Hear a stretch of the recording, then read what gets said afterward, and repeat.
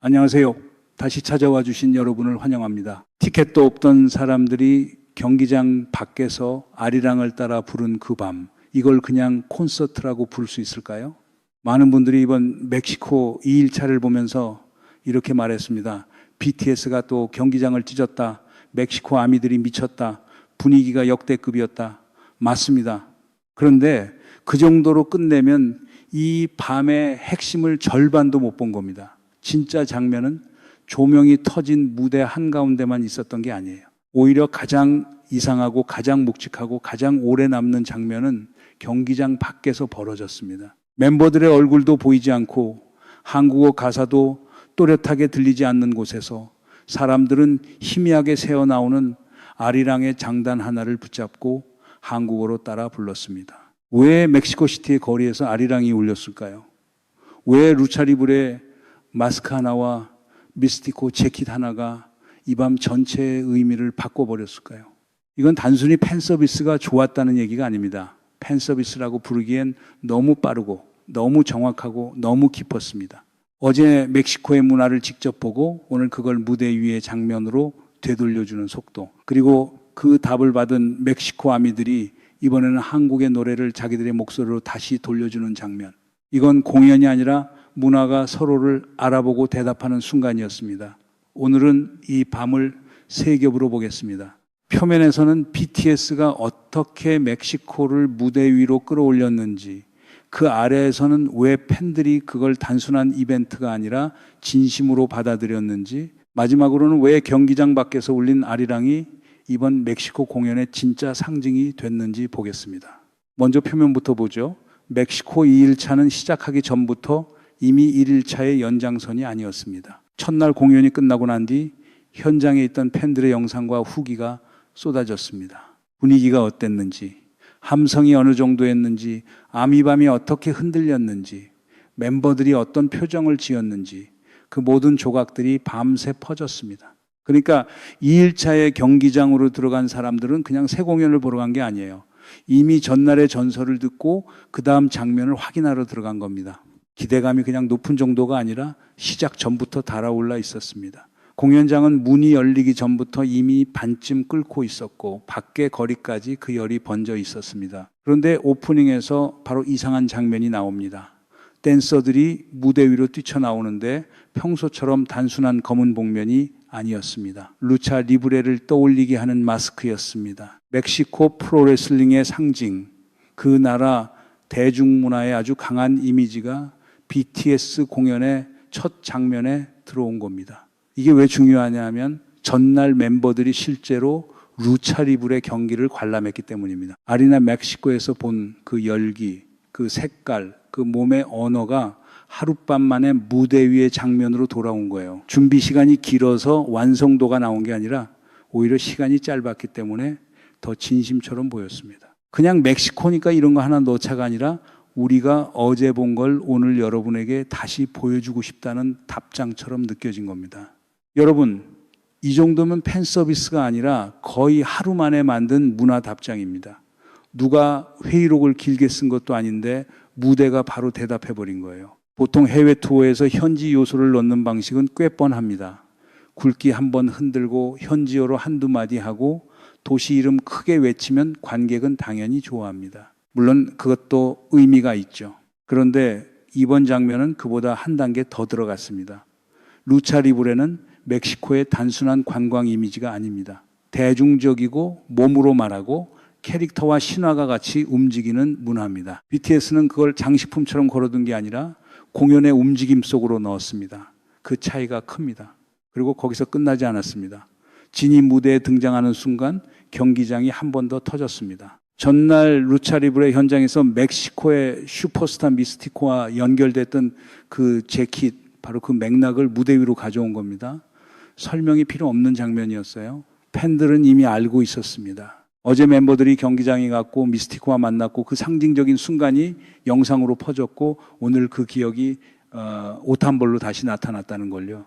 이런 장면은 길게 설명하면 오히려 힘이 빠집니다. 딱 보면 알잖아요.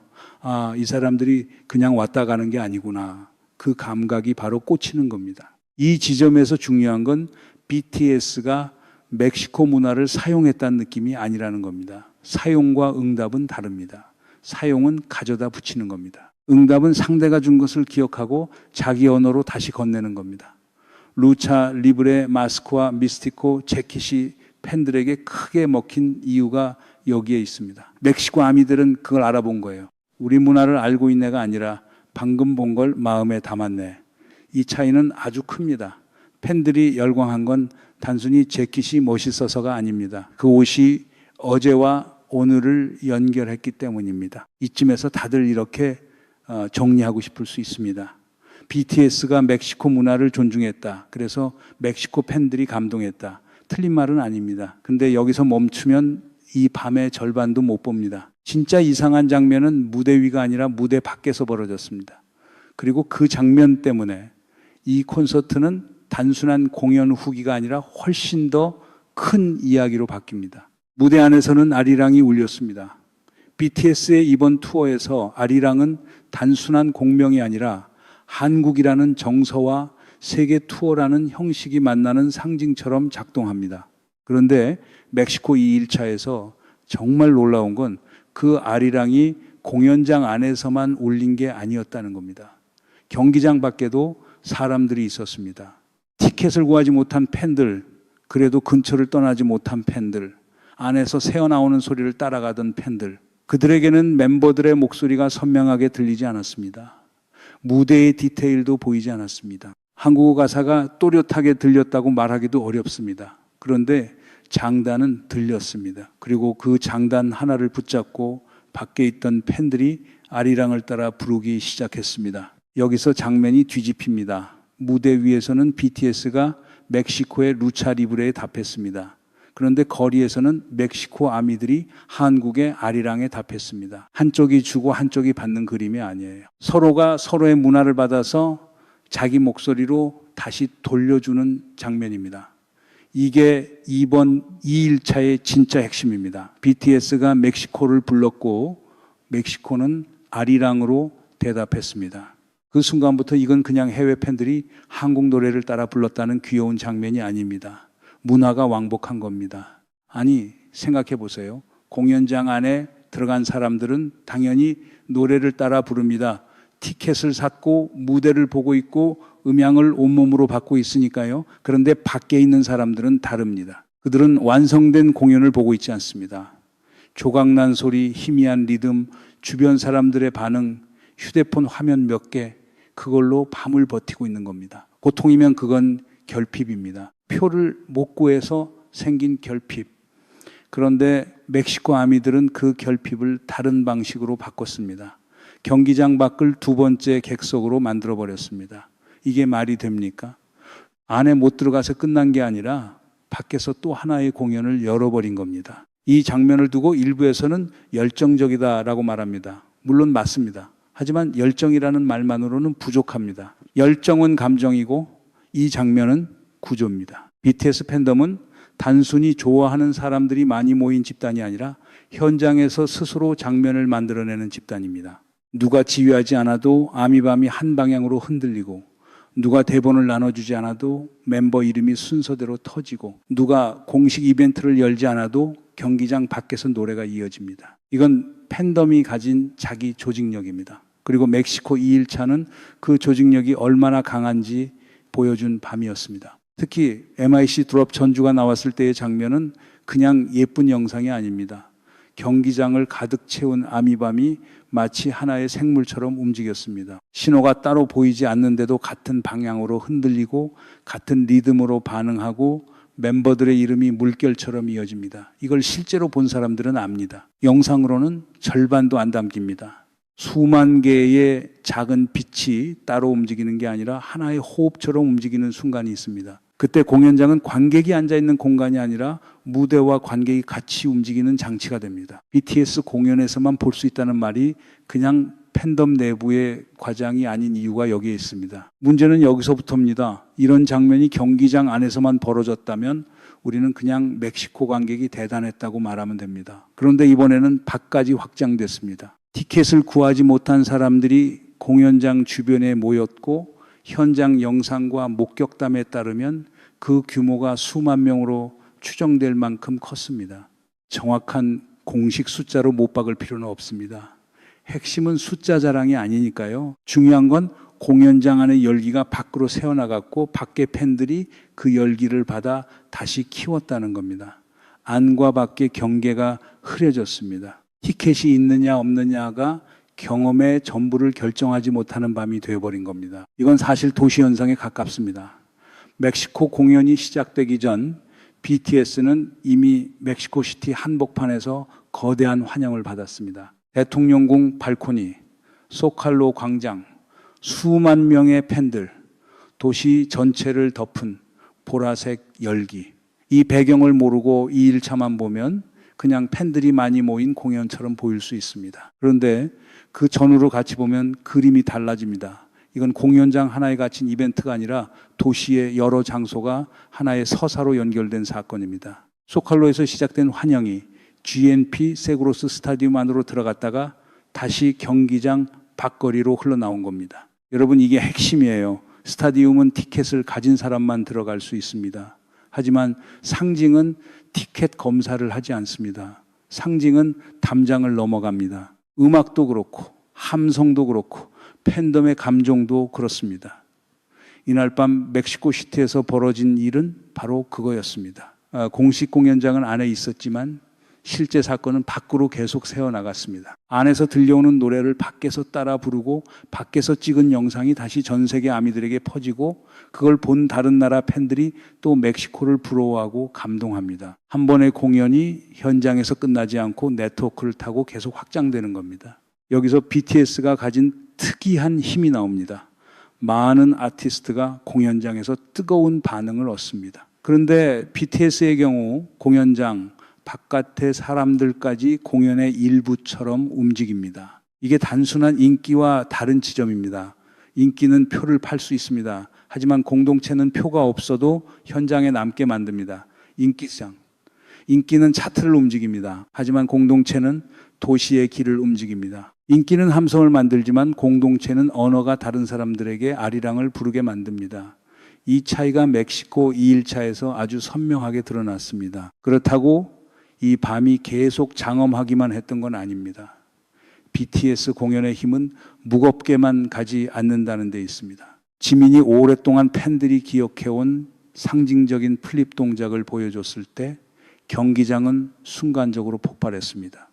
팬들은 그 동작을 그냥 기술로 보는 게 아닙니다. 분배기를 지나 돌아온 몸, 여전히 살아있는 퍼포먼스, 오래 기다린 시간이 한 동작 안에 겹쳐 보이는 겁니다. 어떤 팬에게는 그게 예전에 BTS가 돌아왔다는 증거처럼 느껴졌을 겁니다. 말로 길게 설명하지 않아도 몸이 먼저 증명하는 순간이 있거든요. 그리고 무털 무대에서는 분위기가 또 바뀌었습니다. 진지하게 달아오르던 공연장에 웃음이 터졌습니다. 멤버들이 말 타는 듯한 장난스러운 퍼포먼스를 보여주자 팬들은 또 다른 방식으로 폭발했습니다. 이게 BTS 공연의 리듬입니다. 감동만 계속 밀어붙이면 사람은 지칩니다. 웃음만 계속 나오면 깊이가 사라집니다.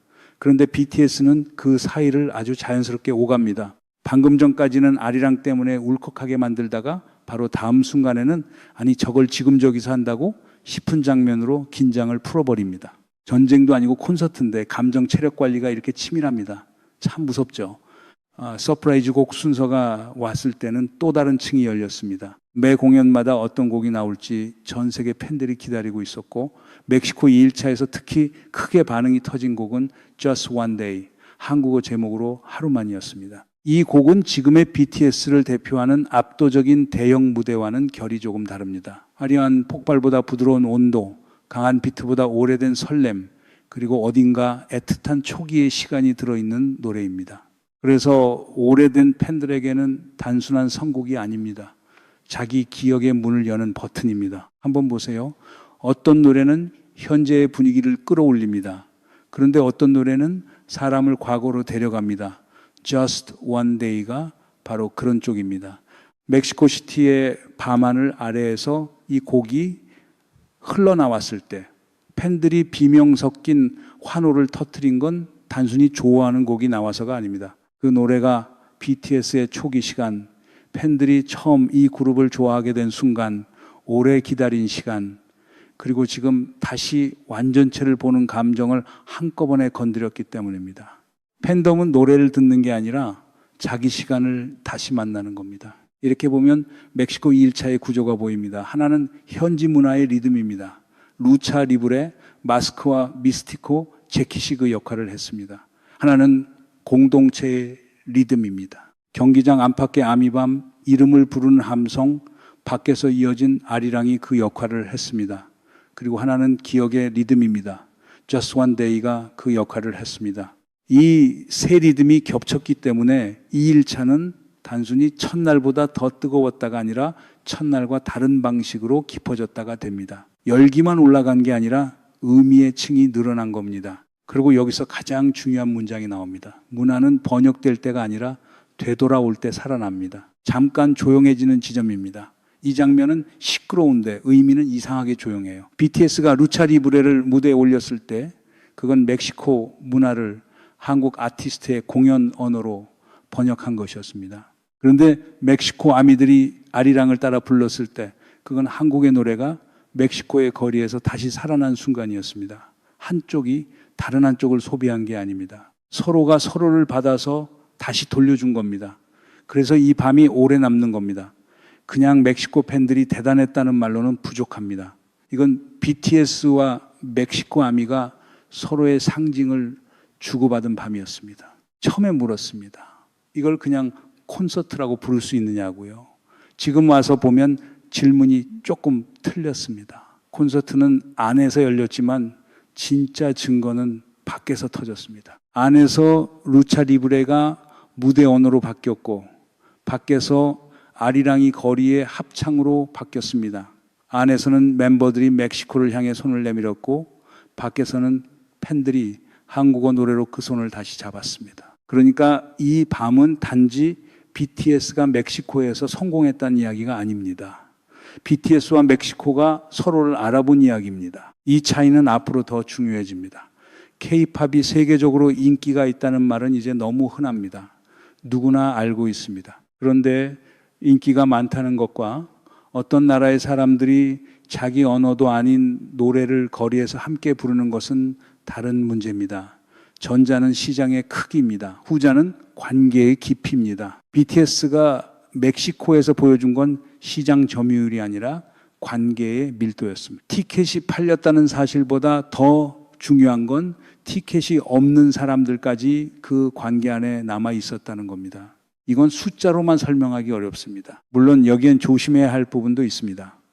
온라인에서 떠도는 현장 추정 숫자나 바이럴 영상의 조회수만으로 모든 걸 공식 기록처럼 말할 수는 없습니다. 정확한 수치는 시간이 지나고 나서 더 확인해야 합니다. 그런데 숫자가 조금 달라진다고 해서 장면의 의미가 달라지지는 않습니다. 경기장 밖에 사람들이 모였고 그들이 노래했고 그 영상이 전 세계 팬덤을 흔들었다는 사실 자체가 이미 충분히 큽니다. 중요한 건 몇 명이었느냐가 아니라 왜 그들이 거기 남아 있었느냐입니다. 그리고 답은 분명합니다. 그들은 공연을 보러 온 게 아니라 그 밤의 일부가 되려고 온 겁니다. 멕시코 1일차가 BTS가 돌아왔다는 확인이었다면 2일차는 멕시코가 이 투어의 의미를 바꿨다는 증명이었습니다. 첫날의 열기가 입소문을 만들었고 둘째 날의 장면들은 그 입소문을 전설처럼 키웠습니다. 루차 리브레, 미스티코, 아리랑, 아미밤, Just One Day, 경기장 밖의 합창, 각각 따로 보면 좋은 장면입니다. 그런데 하나로 묶으면 완전히 다른 그림이 됩니다. BTS는 멕시코의 문화에 답했고 멕시코 아미는 BTS의 한국적 상징에 답했습니다. 그 왕복이 이 밤의 본질입니다. 이제 마지막 3일차가 남아 있습니다. 보통 투어의 마지막 날이라고 하면 더 큰 무대 효과나 더 강한 세트리스트를 기대하게 됩니다. 물론 그것도 중요합니다. 하지만 멕시코의 경우 질문이 조금 다릅니다. BTS가 또 무엇을 보여줄지가 전부가 아닙니다. 멕시코가 이번에는 BTS에게 어떤 대답을 돌려줄지가 더 궁금해졌습니다. 1일차보다 뜨거웠던 2일차가 이미 기준을 바꿔놓았기 때문입니다.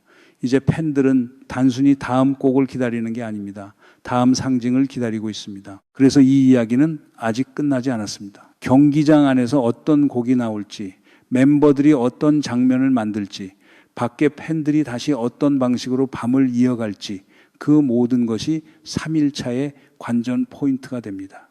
나가시기 전에 구독과 좋아요를 눌러주시면 멕시코 마지막 밤의 장면들까지 계속 따라가 보겠습니다. 멕시코의 마지막 밤은 아직 남아 있습니다. 문제는 BTS가 또 무엇을 보여주느냐가 아닙니다. 멕시코가 이번에는 BTS에게 어떤 대답을 돌려줄 것이냐. 그게 진짜 다음 장면입니다.